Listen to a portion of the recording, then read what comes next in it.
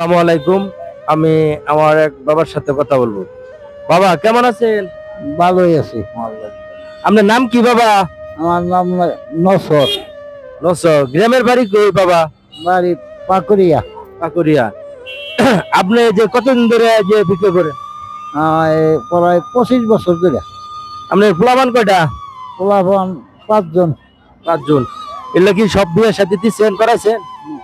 বিয়া 3 জন দিছি। ও, এই যে আমরা হাতে কি সমস্যা এই যে এখানে? পঙ্গু হয়ে যায় ওটা না।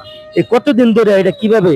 এইটা গাছ সব করলাম ওই আগে নারকেল গাছ। ও আগে নারিকেল গাছ সাফ করছেন, এখন ও গাছ তুলে পড়ে যাওয়ার পর এটাও ভেঙে গেছে না? এটা কতদিন যাবত ভেঙে গেছে গা?